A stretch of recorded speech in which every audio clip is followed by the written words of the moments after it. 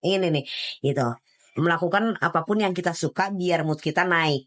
Itu menurut aku juga terjadi pada orang normal. Orang yang nggak punya gangguan mood aja bisa naik moodnya karena dia ngelakuin suatu hal yang menyenangkan dirinya. Kan gitu. Otomatis mood kesenangannya jadi naik kan. Apalagi kita yang di dalam gangguan mood gitu sih.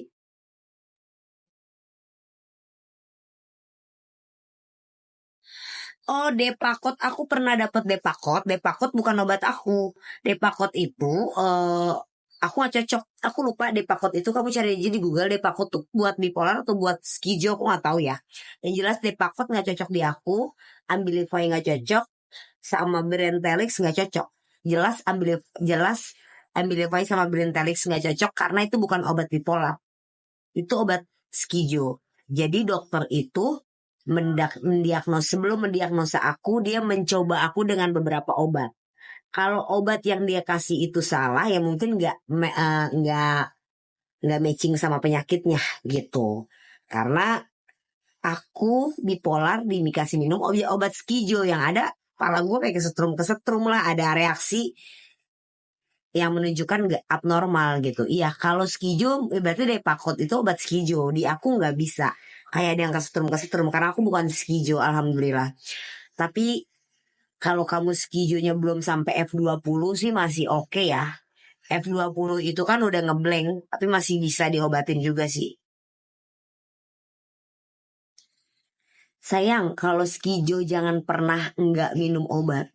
Skijo itu cuman bisa pakai obat seumur hidup. Itu sih pesan aku.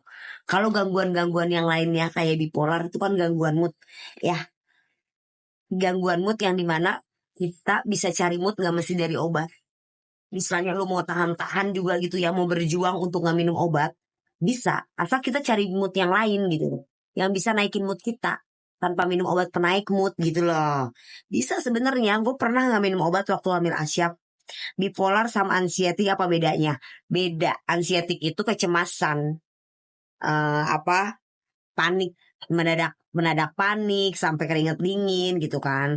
Bipolar itu penyakitnya menyerangnya mood dan perasaan gitu.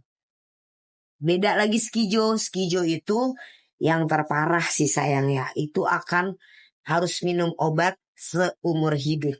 Karena jatuhnya membahayakan orang lain juga kalau nggak minum obat. Karena dia itu skizo itu banyak jenisnya, tapi ada skizo visual, ada skizo pendengaran. Yang singkatnya aja ya, kalau halusinasi penglihatan tuh kayak nggak ada kuntilanak, lo ngeliat kuntilanak tuh nyata ada di depan lu padahal nggak ada gitu. Bukan indigo beda lagi. Kalau pendengaran lu berisik, ngedengar suara-suara yang seakan-akan nyuruh lo ini nyuruh lo itu, dan lu nggak bisa bedain itu halusinasi atau nyata kayak gitu. Kadita diet nggak, tapi memang gua tetap target gue itu badannya harus tetap stabil sayang gitu. Kakak, salon kakak lokasinya di mana? Kakak masuk ke profile kan ada pesan tuh ya, masuk aja ke situ, nanti aku bales, pasti aku bales, nanti aku lanjut ke Wawa, oke? Biar kayak kayak suruh celupin muka ke air 5 menit. Ngapain tuh, maksudnya ngapain? Berarti ansietik panic attack hampir sama, iya hampir sama. Kalau bipolar itu hampir samanya sama mood swing, hampir sama. Cuman mood swing itu nggak ada fase manic disorder. Dia tidak punya fase manik. Fase di mana hormon kesenangan lo itu justru tinggi banget. Kita tidak butuh obat untuk naikin mood. Lu nggak perlu cari-cari mood gitu, nggak perlu. Cukup diam di tempat dan lo happy banget. Kayak dunia tuh milik lo gitu. Itu kondisi manic disorder. Semangat lo tinggi banget. Ya kan? Kok paham banget sama mental health, Kak? Sayang, dengerin aku. Ketika kamu diponis suatu penyakit, misalnya kamu kena penyakit cancer, yang penyakit cancer atau kanker. Kanker itu kan banyak ya penyakitnya. Ada kanker kulit, PD, kanker tuh apalah macem-macem. Kanker, yang sejenis kanker apapun, kamu akan cari tahu. Kamu akan kepo dengan kanker tuh apa sih? Kanker tuh bisa menyerang apa aja sih?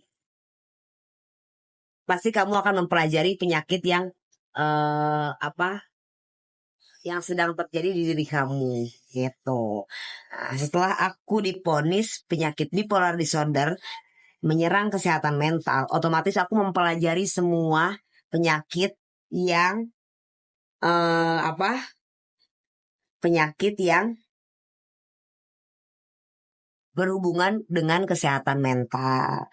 Untuk mencegah apa sih? Untuk mencegah tidak ada penyakit-penyakit mental lainnya yang menghampiri aku lagi gitu. Karena terkadang dari bipolar disorder yang tidak terkendali itu bisa ada penambahan-penambahan penyakit mental lainnya.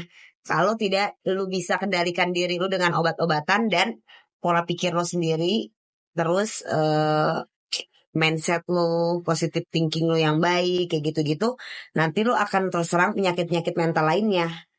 Akan ada tambahan panik attack-nya, ADHD lah, apalah.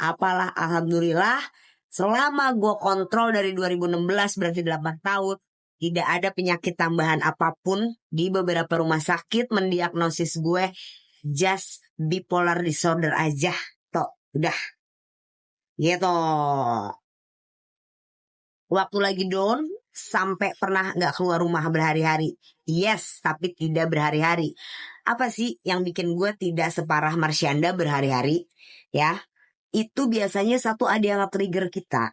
Ketika kita keluar, kabur, pergi, itu biasanya kita moodnya lagi turun banget. Kita biasanya trigger lu siapa? Trigger gue kan pasangan.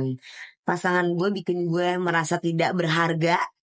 Sepertinya gue pengen metong aja, sepertinya gue pengen pergi aja. Itu dilakuin gitu ya. Tapi tingkatnya kan gue nggak parah ya. Bipolar gue juga tipenya bukan tipe 1, bukan tipe 2, campuran yang dimana nggak bisa ditebak tuh kumatnya kapan gitu. Biasanya kumatnya kalau ada yang nge-trigger. Pasangan gue nge-trigger, terjadilah kayak jebret. Merasa diri gue tidak berharga, seperti ingin pergi dari dunia ini. Minimal kabur dulu, kabur tuh gue ya. Kabur doang gue kemana gitu, kayak orang gila tuh, jalan-jalan gitu, tau gak lo? Pergi gitu, sampai mereka nyari-nyari gitu loh. Mereka nyari-nyari gue kayak orang gila. Udah, Kak Rizka Pasa kalau misalnya mau krim, masuk ke profil aku nih tuh ya, pencet tuh yang di atas kiri, pencet ada pesan kan, masuk ke situ sayang ya. Oke, aku nggak bisa spill di sini. Thank you Dara, bisa sembuh total nggak Kak? Bipolar aku alhamdulillah sebenarnya bisa dikendaliin sama pola pikir aku, mindset aku, sama tingkat ibadah aku. Gitu, keimanan aku. Harus banget tuh, keimanan aku tuh harus kuat. Karena bipolar disorder itu tidak membahayakan orang lain tapi membahayakan diri gue sendiri.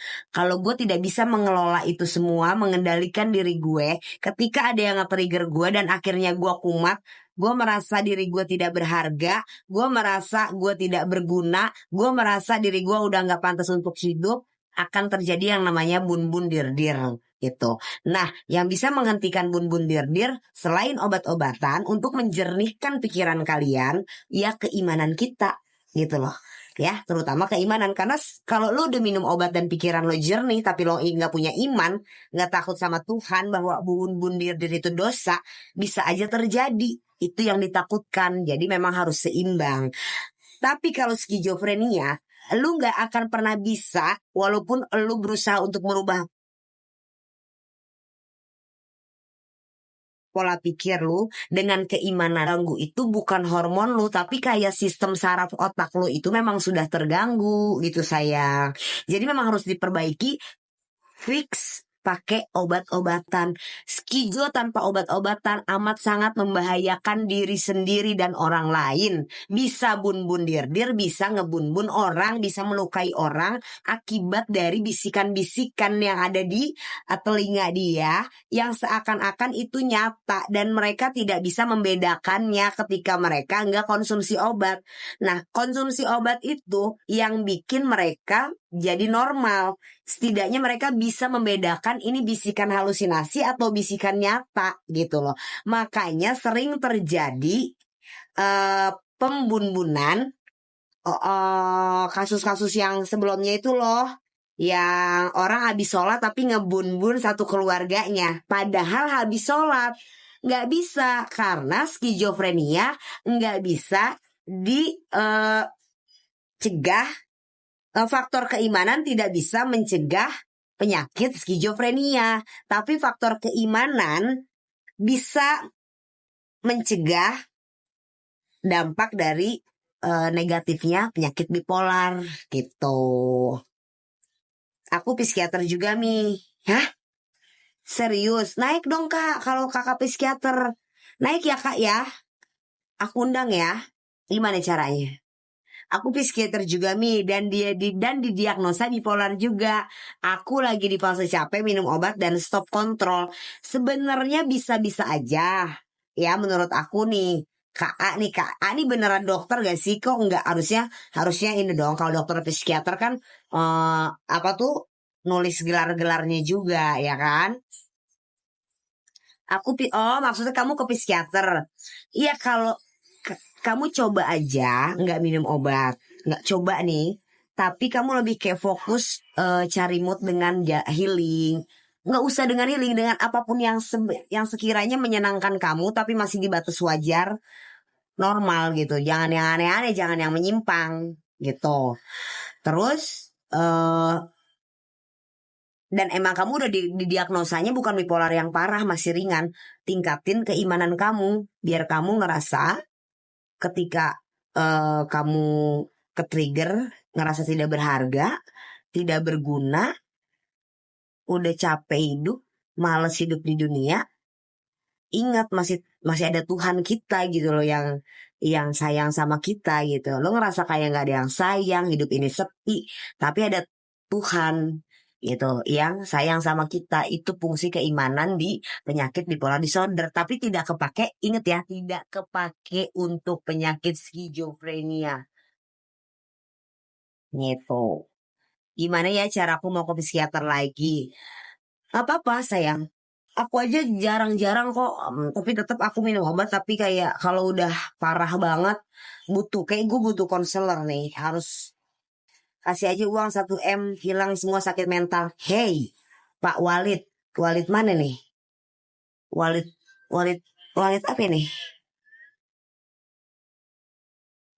Akun fake lah ya. Dia bilang gini, kasih aja uang gue 1 miliar katanya, sakit mentalnya hilang. Hey, orang dalam gangguan mood dan perasaan itu agak aneh sayang. Hari ini gue habis dapat duit misalnya 50 juta.